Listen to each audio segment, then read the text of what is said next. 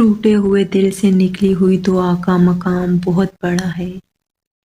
جب انسان کرچیوں میں بکھر کے اللہ کے روبرو جا نماز پر کھڑا ہوتا ہے، جب زبان لفظوں سے خالی ہو جاتی ہے، ایسے جیسے اس نے کبھی بولنا سیکھا ہی نہ ہو، جب دل تھک جاتا ہے، اتنا تھک جاتا ہے کہ سانس لینا بھی مشکل لگتی ہے، اس ایک لمحے میں دل جو بھی سوچتا ہے، جو بھی کہتا ہے، وہ ہر حال میں سچ ہو کر رہتا ہے۔ ہو سکتا ہے ابھی تمہیں یہ بات بہت بے معنی سی لگے، اور ہو سکتا ہے ابھی تمہیں یہ لگ رہا ہو کہ ایسا صرف کہانیوں میں ہوتا ہے، مگر یقین کرو میں نے یہ ہوتے ہوئے دیکھا ہے۔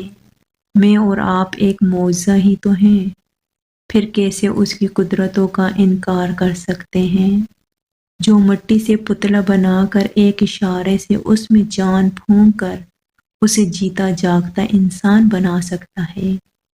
اس کے لیے تمہاری اس چھوٹی سی مشکل کو حل کرنا بھلا کیا مشکل؟ ہاں، کبھی کبھار ایسا ہوتا ہے کہ یوں لگتا ہے کہ جیسے بہت دیر ہو گئی، جیسے اب دعا قبول نہیں ہوگی، لیکن ایسا ہوتا نہیں، کیونکہ دعائیں رد نہیں کی جاتی، دعائیں ٹھکرائی نہیں جاتی، دعائیں دھتکاری نہیں جاتی۔ قبولیت کا لفظ دعاؤں کے لیے بنا ہے، تو کیسے ممکن ہے کہ تم مانگو اور تمہیں نہ ملے؟ دیر سے ہی صحیح، لیکن یقین کرنے والوں کو ملتا ضرور ہے۔ زندگی کوئی چانس نہیں ہے جو آپ کو اتفاق سے مل گیا، یہ چاہت ہے جسے تخلیق کیا گیا۔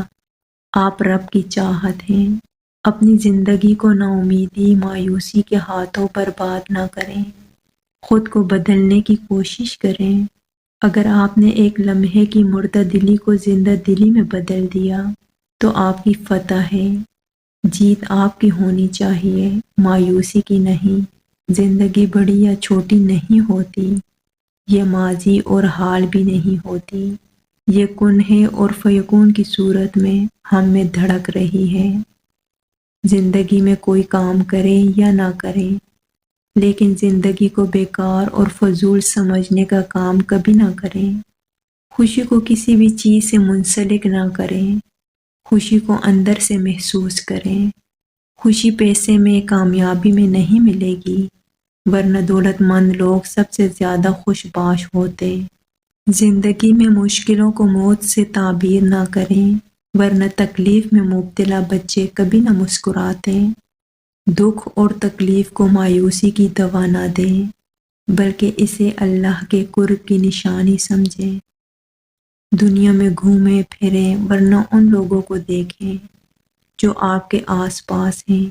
کوئی بھی پرفیکٹ لائف نہیں گزار رہا، ہر کوئی کسی نہ کسی تکلیف، پریشانی یا دکھ سے گزر رہا ہے۔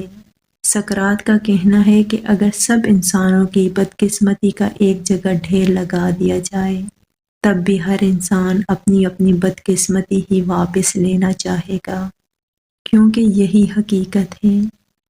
ہم کتنے بھی پریشان ہوں، ہم سے زیادہ پریشان لوگ دنیا میں ہیں۔ اس لیے اگر خوش ہونے کے لیے ویٹ کریں گے تو ویٹ ہی کرتے رہیں گے۔ آج سے مطمئن ہونا سیکھیں۔ اللہ جس لکھے ہوئے کو چاہتا ہے مٹا دیتا ہے، اور جسے چاہتا ہے ثبت فرما دیتا ہے، اور اسی کے پاس اصل کتاب ہے۔ ہمارا مسئلہ یہ ہے کہ ہمارے پاس سوال زیادہ ہیں، یقین کم ہے۔ ہم بار بار تقدیر کا سوال کرتے ہیں کہ اگر فلاں چیز دے ہے تو پھر دعا سے کیا ہوگا؟ دیکھیں کہ آپ کے رب نے کیا فرمایا ہے کہ جسے چاہتا ہے بدل دیتا ہے۔ لوح محفوظ کو پردوں میں رکھنے کا کیا مقصد ہے؟ ان میں سے ایک مقصد واضح ہے کہ اس پر لکھا ہوا صرف رب کے علم میں رہے، تاکہ انسانوں میں سکون قائم رہے۔ اور اللہ تعالیٰ مزید وعدہ دیتے ہیں کہ دیکھو کہ سب کچھ میرے اختیار میں ہے، میرے حکم سے لوح محفوظ لکھی گئی، میرے ہی حکم سے مٹ بھی سکتی ہے۔ میں جو چاہوں لکھ دوں اور جو چاہے مٹا دوں، یہ سب کچھ اللہ کے اختیار میں ہے۔ جس کے اختیار میں ہے اس رب سے رابطہ کریں۔ یہاں وہاں نہ بھٹکیں، یقین کے ساتھ طلب کریں۔ دعا الفاظ نہیں کیفیت ہوتی ہے، اس کیفیت کو دل پر طاری کریں۔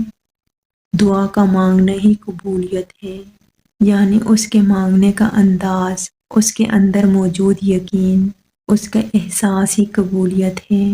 اے اللہ، وہ تمام لوگ جو اپنے نصیب کے کھلنے کے لیے صرف تیری ایک کن کے منتظر ہیں، ان کے لیے وہ کن فرما دیجئے۔ آمین۔ اگر ویڈیو اچھی لگے ویڈیو کو لائک، چینل کو سبسکرائب اور شیئر ضرور کیجیے گا۔ جزاک اللہ۔